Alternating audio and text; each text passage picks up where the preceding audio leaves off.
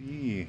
All right. Welcome back, YouTubers. This is Inland Northwest Native News. I'm your host, Jeff Ferguson. And And I'm your co host, Margot Hill. all right. Thank you once again for joining us. It is Wednesday, January 6th, 2021, and we are still amidst a COVID, and we're still amidst technical difficulties.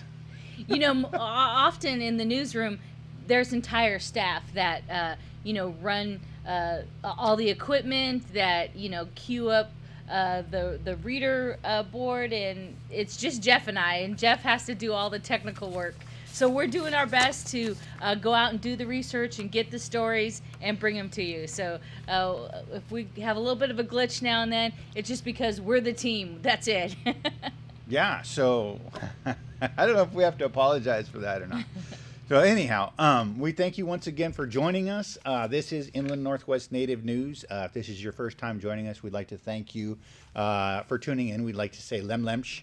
We cover news and events for 11 tribes of the Inland Northwest here as far east as the Blackfeet, all the way up to the Kootenai of Idaho and Kalispell, over to the Yakima and Colvilles on the west side, down south to the Umatilla and Warm Springs, all the way on up to the Coeur d'Alenes, the Spokanes, the Colvilles, the Salish, Kootenai as well. 11 tribes, and we're trying to get it all in. There's a lot to cover. We're really just trying to fill that gap that mainstream media has missed for so many years, and we're really kind of loving it. It's a lot of fun. There's a lot of great stories. It's really inspiring to see all of the wonderful things happening. It is another great day to be Indigenous.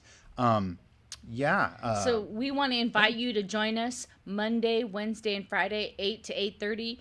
We cover current events and news that affect you in Indian country throughout the Pacific Northwest and into Montana, Oregon, Idaho, Washington. So please join us. And if you have any stories, please reach out and let us know. I have students that have sent me some stories, and folks that are keeping us informed on things that are happening in their reservation. So reach out, like and subscribe. We're excited to hear from you. Yeah, if you have any questions or comments, be sure to leave them in the comment section below.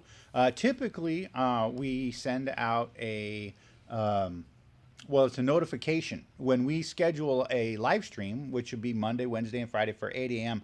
I send out a notification the night before, and so our subscribers get notified. Unfortunately, for some reason, I couldn't get YouTube to cooperate with me. I tried for a while last night, and then I tried again this morning to get a notification sent out, and it just did not happen. So unfortunately, there are technical difficulties that are beyond our control. That being said, if you have any questions or comments, be sure to leave them in the comment section below. We are also monitoring the live feed, so if you have any questions or comments you'd like for us to know about some of the stories that we're talking about, be sure to post them in the live chat. And if you have anything that you would like us to cover, again, feel free to email us. You can catch us on our Facebook channel on Inland Northwest Native News, or you can also, we're on, we're on Twitter, and we're on here too. We're not as active on Twitter as as some people are, but I guess that's kind of forgivable too. Anyhow, and moving right along. So, Jeff, one thing I want to mention is as we send our condolences and prayers down to the Nez Perce Nation, Nimipu Elder Bessie Scott passed away. And we'll bring you a story on Friday to talk a little bit about that, her legacy as a teacher, and what she taught for her people. Yeah, so we'll have to definitely do an update on that. So, the first story we have, this is kind of a neat thing. It's kind of a big deal we got. We have let's switch this over so you have a little bit of graphic going. And let's see if I can get this going just like that. All right, Georgianne Lewis continuing Deb Haaland's momentum. This is kind of exciting. This is out of Indian country today. This is New Mexico State Representative Georgianne Lewis. Acoma Pueblo announces her candidacy Monday to run as a Democrat in the state's first congressional district. Lewis hopes to fill the seat that Representative Deb Haaland will vacate when she vacates the office, if confirmed by the Senate as the next Interior Secretary. Lewis is the first Native person to officially announce their candidacy candidacy for this seat. So it is a very early morning. No, this is actually really cool because Deb Haaland is. We talked about that before. Deb Haaland is leaving a seat open when she goes to become the Secretary of Interior. And so she's decided, Georgene Lewis has decided to go and try to fill that seat, which would be really exciting. I think this article goes on to say, it says, she's an attorney and currently serves in her 5th term as a state representative. Lewis is believed to be the first Pueblo woman ever elected to New Mexico's legislature. The state representative says she was spurred to run in hopes of continuing Haaland's work in Congress. I want to prove that what happened with Representative Haaland is not a fluke. It's not a fluke. It's not a fluke. It's not a fluke. I think that's probably the greatest reason I've heard for any candidate to run in quite a while. If you look at Indian people and you look at this past election, we were poised in a position where Indian country in Arizona really could have been a deciding factor for it was kind of amazing. We had with less than 2% of the general population, this kind of gerrymandering thing that's been gone in so many different directions, it kind of came back around. And so it was really neat to be able to see when it came down to it, we're all looking at Arizona going, holy cow, look at all these natives that came out to vote. Look at the sway the Indian country is having on a national election. And that's why I push. When we have a chance to vote, get out and vote. Get out and vote. Elect your county commissioners, your city mayors, everybody, your city council. Anytime you can get a native ally in a position of power, get out and do it, because you can see from this last election and this story right here how impactful it is. You know, we got Deborah Haaland, and now she's going into Secretary of Interior, and that opens up another seat for another Native woman, which is really exciting. Super exciting. Georgene Lewis at Acoma Pueblo, you know, they're very traditional folks. Their traditional home site is up on a mesa, and so it's really exciting to see traditional Native folks in there running for office. She served, as Jeff said, as attorney. Our next story, we want to talk about 29 tribes here in the state of Washington suing to stop the relocation of rare documents. You know, this information really shouldn't leave the Pacific Northwest. It would be a loss to tribal nations and would be a loss to, you know, really all the Pacific Northwest. So out of the Associated Press, we have a story, Washington, Oregon, and more than 24 tribes and cultural groups from the Northwest are suing the federal government to stop the sale of the National Archives building in Seattle, a plan that would force the relocation of millions of invaluable historical records from, you know, California to Missouri. The government is planning to sell the vast warehouse, and under law, it's aimed at relocating and unloading excessive federal property. But the lawsuit filed by the U.S. District Court Monday says the building is anything but excess, right? It contains irreplaceable documents dating to the 1840s and is used all the time for research, everything from tribal history to Japanese internment, and, you know, during the World War II to fur seal hunts from remote Alaskan islands. So this is really the DNA of the region. This was a statement by Washington Attorney General Bob Ferguson. He told online news conference Monday, these are documents that are not digitized. Moving them 1,000 miles away would essentially eliminate public access to these critical documents. You know, the National Archives building here in the Northwest in Seattle is one of a dozen properties around the country that are valued from $500 million to $750 million, identified by the Public Buildings Reform. And they want to move this to the National Archives facility in Kansas City. Kansas City. Get a rope. So we're hoping, you know, tribes are standing with the Attorney General Bob Ferguson to keep those documents here. You know, Jeff, I had a reporter call me right here in Spokane asking about the tribe stance. You know, I served as a tribal attorney, and tribes just don't have the ability to maintain these important records that go back hundreds of years. Yeah, it's tough. You know, tribes have tried to do this.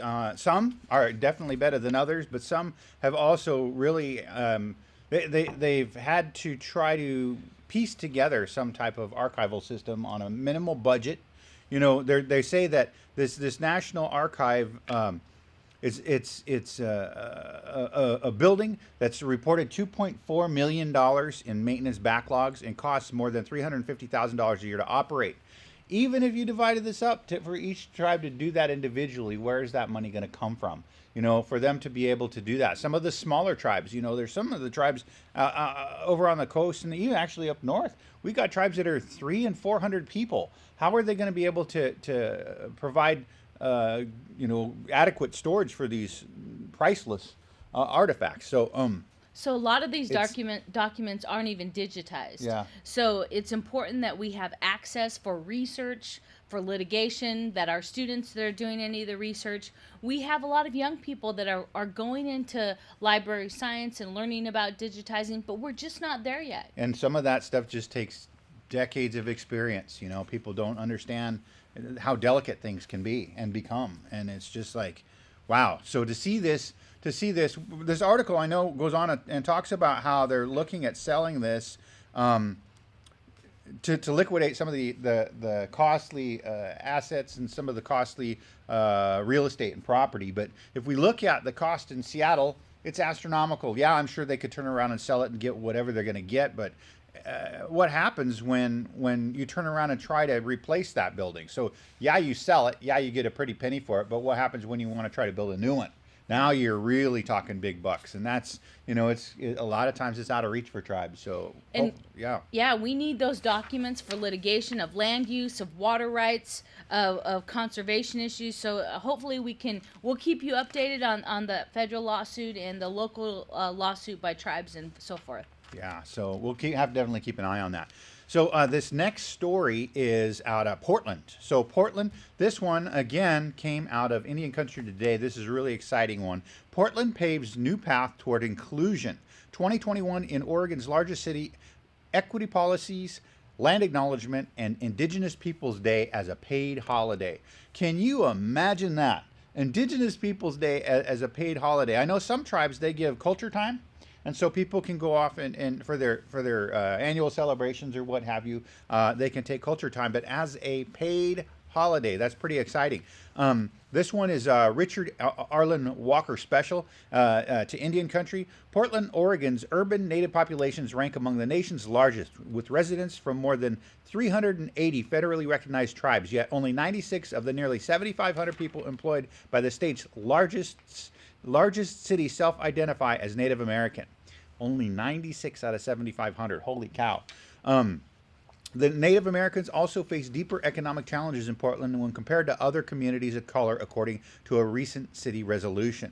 Now the city is taking steps to change that with a sweeping new series of directives, including plans to adopt a formal land acknowledgement, a rarity for a major U.S. city. Now, we talked about this before, so this article is very in-depth, and it's a couple pages long. I'm not going to go into it. I want to cover a couple really quick of the things that were covered, but there's a section in here we're going to talk about real shortly with Dee Pigsley, so the Siletz tribe. So, but what I want to talk about is a land acknowledgement. When we start looking at land acknowledgement, it is something that is so rarely done. If you look at all of the different things that happen in all the different places, if you look at where we sit right here in this studio, where you're sitting at home right now, wherever you are in the United States of America, you're on Indian land. And most people don't know what tribe it was or what band it was or when the last time it was inhabited by indigenous people. And that's so important as far as the history goes, because if you totally wash that away, there goes the history. Where's the truth in that? So we end up starting our history from a couple hundred years ago, or 300 or 400 years ago, when the history has been there for 10,000 years. And so there's a huge chunk that's just being overlooked. But the land acknowledgement is a great thing. I know we drafted a letter, and we're trying to get a push to get land acknowledgements at all of the highway signs going into the cities in Washington State. I thought this was a really good idea. So, for instance, going into Spokane, if you're coming coming down I-90, it would say, "Welcome to the city of Spokane," and then underneath it would say, the ancestral homelands of the Spokane tribe or something of that effect. But by doing that, if you did that on every, I think I read, how many was there? I think it was like 278 townships and cities in Washington State. And if you did that on every one, and as you went into Seattle, the ancestral homelands of the Duwamish, or if you go into any of these other ones, Port Angeles, if it's Lower Elwha or Jamestown, S'Klallam, as you're passing through, if you saw that on every sign, everybody knew that and saw that on every sign as they came into every town and every city, welcome to the ancestral homeland. That would be a great move towards the acknowledgement and getting more of that land. It's just a quick, easy way to do it. And it's not, by no means is replacing a formal land acknowledgement, but it's kind of a kickstart in the right direction. So that I thought was really important. So I'm going to go ahead and pull up this part on Dee Pigsley because Dee is kind of a rock star. She's really a powerful Native woman. I was really excited to see this part in here. I've heard her speak a few times, and this one was just really amazing. We've actually had the opportunity to interview her doing some work for ATNI. Yeah, so this part here with Dee Pigsley, it talks about, so I'm just going to start with a quote that she has here. It says, "When we built our casino, we had to go out and talk with different state officials and local officials," said Pigsley, who goes by the title chairman because that title is in the Constitution of the Confederated Tribes of Siletz Indians. A lot of people didn't have a clue. Some came out who were opposed and said, "Why do you think you have the right to do this?" And it's because we have a sovereign right to negotiate agreements. That's when it became evident that most average citizens don't have a clue about what a treaty is, what it means, why there is a treaty, and the fact that if there wasn't a treaty, they wouldn't be on the land that they're living on right now. I thought that was very powerful for her to come out and say that. My hands are raised to you, Dee Pigsley. A quick shout out, man. That's just powerful. It's really exciting to see that we're starting to get that coverage, and it's coming in from all different sides and all different places. We've had here in Spokane, we've had some of the stories that we've had more recently over the last year or so, whether it's on KREM 2 News or in the Spokesman Review or the Inlander, they've actually had land acknowledgements, and they're becoming a part of all of these different things. I know Gonzaga reached out and asked me where I thought I would like to see it, and I told them every basketball game, I'd love to see the beginning of every game start with a land acknowledgement. So anyhow, that was really exciting. Happy again to see Dee Pigsley, and Indian Country Today is just an amazing resource. We'll leave links to all the stories in the comment section below. If you guys have any questions or comments, again, you can chime in, or you can go ahead and email us if you want to. So anyhow, that being said. Yeah. The next thing that I wanted to share is Washington Listens. So we have a crisis connection helpline to facilitate and support a line called Washington Listens. Washington Listens will provide non-clinical support to people who feel sad, anxious, or stressed due to COVID-19. It's free and it's anonymous. Any Washington resident can call and talk to a support specialist just to listen, to help guide you through to connections and folks that you might want to speak with. If you're struggling with stress, anxiety, depression because of COVID-19, they're there to listen to you. Some aunties and yayas just waiting to talk to you. So if you're struggling, we'll leave the number. It's free. Washington Listen, again, it's anonymous. Any Washington resident can call, and a support special will listen and help guide you to connections. It's 833-681-0211. Again, that's 833-681-0211. This program, when I heard about it, I thought was so important. There's so many people that don't get out to see people, right. And people are, with COVID, nobody wants to leave. They want to be, they want to stay home. They want to stay safe. And this gives you opportunity to reach out if you've got cabin fever, if you know somebody that just needs to talk. And it's very diverse. It's culturally diverse. I know that they're doing some of this call answering down at the American Indian Center in Spokane. But I also know that if you call that 833 number, you can't always get directly to that. To the people that are answering the phones down there, and they're diverted to different sections throughout the state. But my point is that they're diverse. There are other tribes and other Native organizations that are answering those phones too. So you have a good shot at getting with somebody who is Native. that is helping out with that. So it's pretty exciting. So in other Indian news, we have the Standing Rock Sioux Tribe. If you can imagine, these guys are making headlines again. So, Standing Rock Sioux Tribe is prioritizing COVID-19 vaccines for those who speak native languages, and I thought this was pretty interesting. Tribes are they're prioritizing the allocation of vaccines. Depending on what the tribe feels, and that's kind of a exercising sovereignty. We have the right to say, okay, our elders, and then we have the right to say our language speakers. And I know that some of the language speakers in some of the tribes in this area are doing the same thing.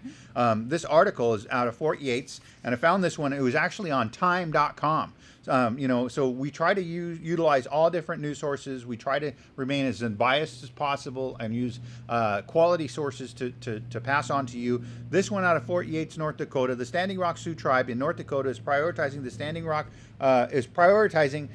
distribution of COVID-19 vaccines to those who speak Dakota and Lakota languages. Standing Rock's tribal chairman, Mike Faith, tells KXMB TV, it's about keeping customs alive. It's something we have to pass on to our loved ones, our history, our culture, our language. We don't have it in black and white. We tell stories. That's why it's so important, Faith says. And that's true. With so much oral history in Indian country, to have something like this at that level for a tribe like this, I know it's important.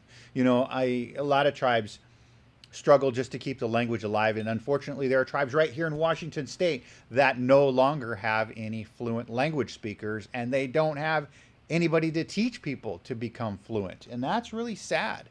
And a lot of it has just been due to everything from relocation and boarding schools and the colonization and just you name it, man. All of these different things that have been attacking language and culture in Indian country for generations, and it's caught up to us. It's caught up to so many people that when it comes to forefront of the vaccinations, the Standing Rock Sioux, other tribes are doing it, and I think it's a great idea. So anyhow. And we want to give a shout out to our subscriber, Robert Hewitt. He's a Klamath. He shared that story with me, and so we were able to get it on the air and bring it to you live. So again, if you've got stories, please share them with us. We're listening. So shout out to one of our graduate students, Robert Hewitt. He recently graduated. Got his MPA and Master's in Urban Regional Planning. So thanks for the story, Mr. Hewitt out of Klamath Nation. Next, I want to talk to you about the Rawhide Press said that the Wellpinit Clinic is now scheduling patients 65 years and older for the Moderna COVID vaccination. So if someone is 65 years or older, an active patient at Wellpinit Clinic, please reach out, call the clinic 258-4517 and schedule an appointment. The vaccination is available. The other thing that I'd like to mention is that they're in Wellpinit. They're having a fundraiser Thursday the 7th. Tomorrow at the Wellpinit store, they're having Indian tacos from 11 to 2.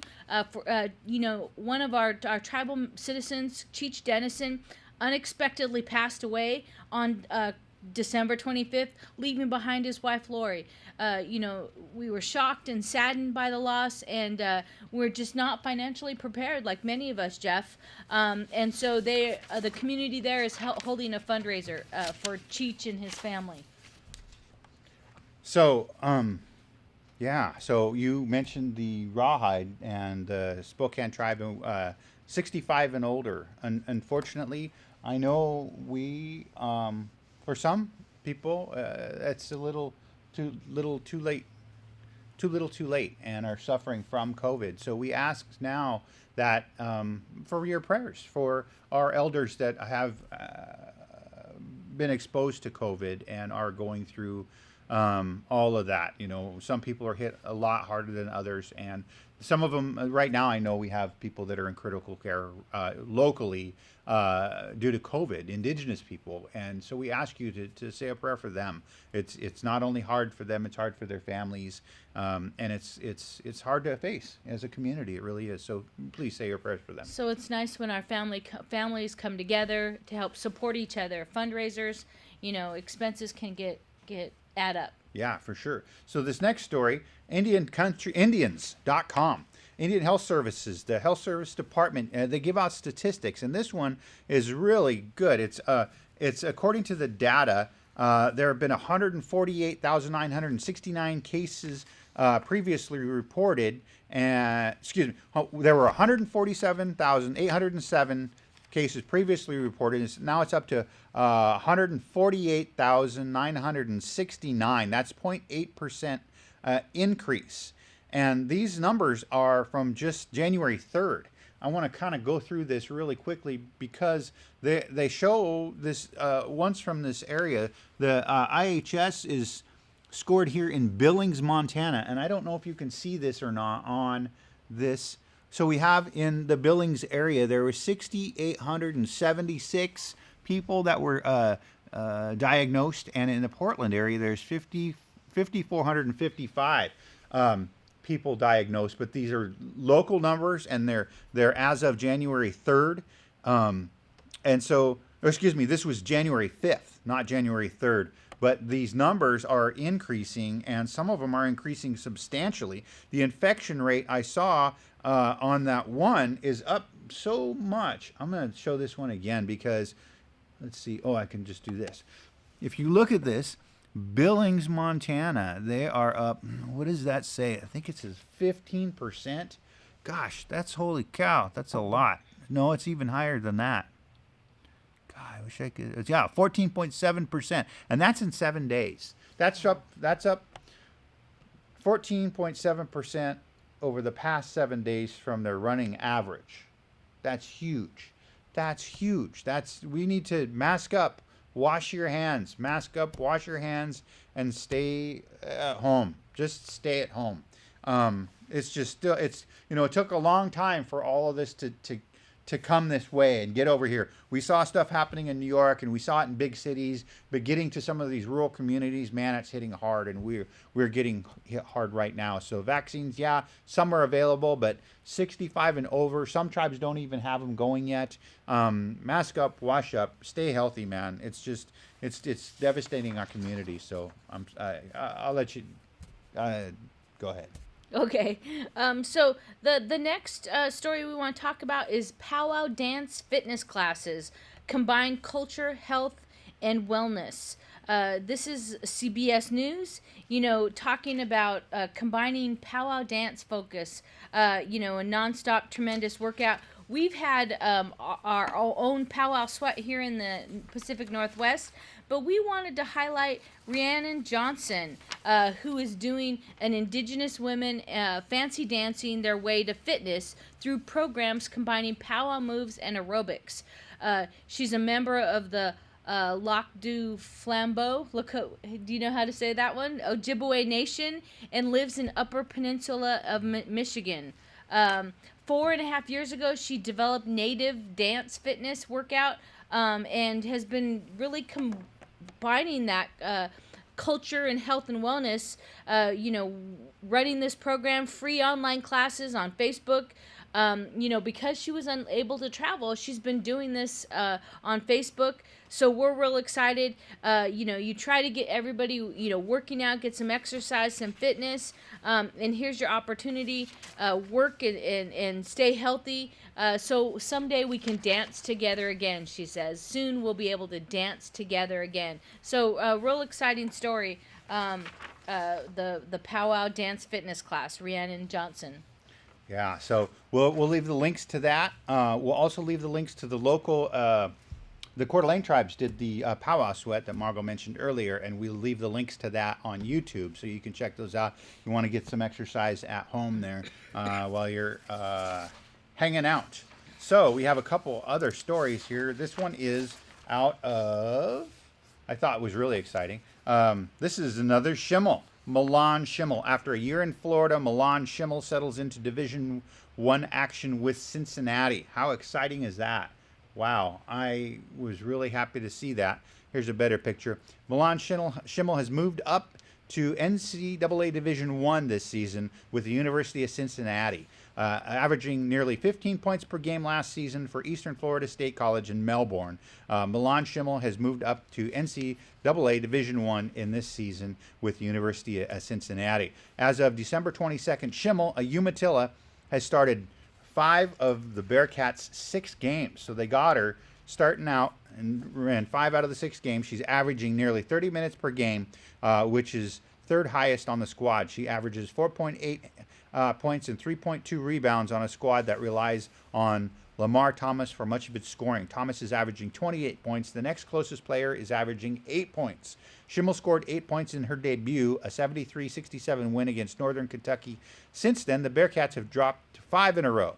Schimmel, a guard, has 7 points against Marquette and a team-high 4 assists against East Carolina. Cincinnati plays in an American conference.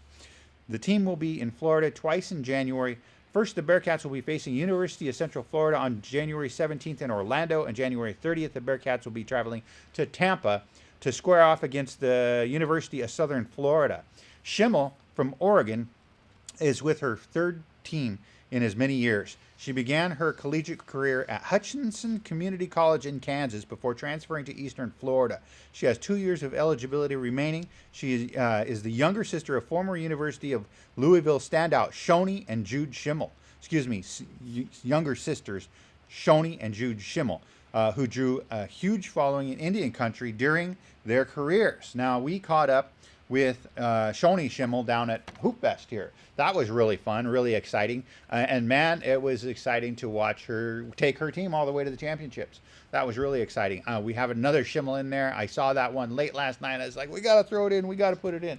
So that's really exciting. And this, to me, was really inspirational in a lot of ways. But one was because she started out in a community college. Just because you don't go Division I right out of high school doesn't mean you won't make it to Division I.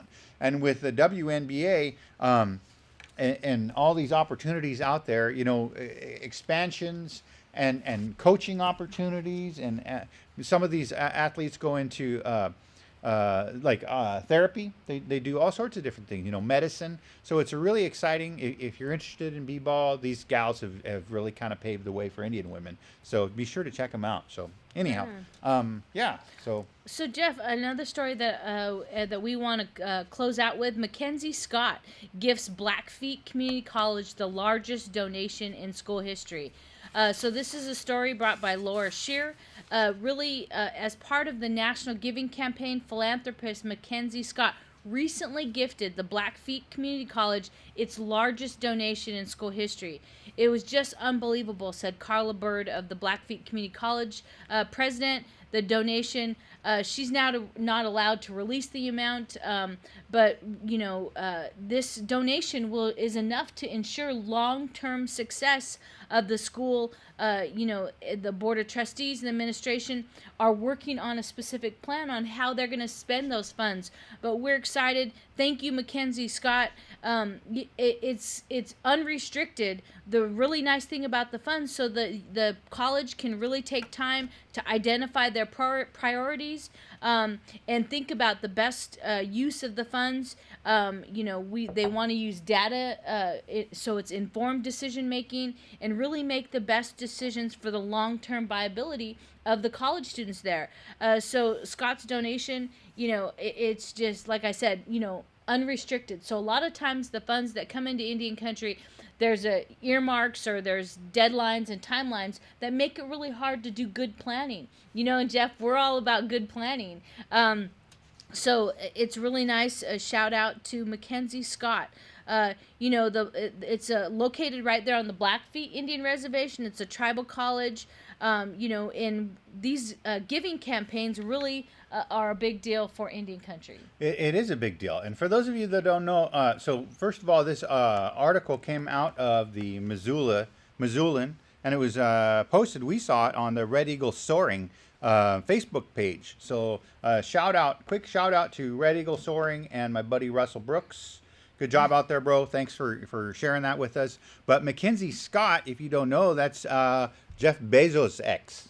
So it says in this article that when she divorced, that she got, crazy money. I saw it earlier. It's like $59 billion is what she ended up with. And so she went on this crazy giving campaign, 384 ways to help. She, across 50 states, she detailed how she gifted more than $4 billion. And this pandemic has been a wrecking ball in the lives of Americans already struggling. Scott wrote in a blog post, economic losses and health outcomes alike have been worse for women, for people of color, and for people living in poverty. Meanwhile, it has substantially increased the wealth for billionaires. So the combined wealth accumulated, I heard, is like $1 trillion. It's been crazy for the billionaires. But Mackenzie Scott, she's stepping up, and she's kind of really, paving the way for philanthropists. And one thing I thought, I wanted to talk about this because I know we're kind of running out of time here, but NARF, the Native American Rights Fund, they started on their philanthropic efforts and started moving, and the way they're starting to approach interacting with philanthropists and different organizations of that nature, different foundations. When they go in to meet with them, they say, well, how can we help Indian country?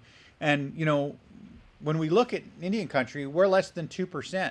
But the statistics that the Native American Rights Foundation found is that as less than 2%, we should be receiving like 1.7% of all philanthropic efforts nationwide.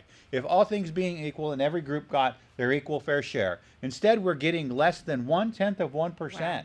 Wow. 1/10 of 1%. So if every philanthropic organization out there decided to equal the playing field and just gave the 1.7% or 1.8% what Indian country represents, that would mean we would receive 17 to 18 times as much money from them as we normally do. And so they started going into these meetings and they started talking about how they would say, well, you tribes have these casinos. Can't your casinos fund these projects that you're doing? And their rebuttal is, well, seeing how your foundation has gained most of its wealth from stolen natural lands and stolen natural resources, we think your programs are the ones that should be funding our programs, or at least ponying up to the 1.7 or 1.8% that we represent to level the playing field. And this is a step in that direction, and this is coming from billionaires. This is great. So it's a fallacy to believe that casinos are everywhere in Indian country. Mm-hmm. There are a few tribes that are really successful, that are making money. Most of Indian country still lives in poverty. And so to say that casinos can fund all of our initiatives and efforts really isn't true. And so we're real excited that Mackenzie Scott reached out and gave the money to Blackfeet Community College. Yeah. Before we sign off, Jeff, I just want to wish a happy birthday to Amanda Ree Fox. Give her a shout out, a beautiful inland Northwest native. So happy birthday to Amanda Ree. And then to one of our yayas, Pat Williams. She's Paquachin up in Canada. Oh, yeah. So we're saying happy birthday to Yaya Pat. All right. Well, happy birthday.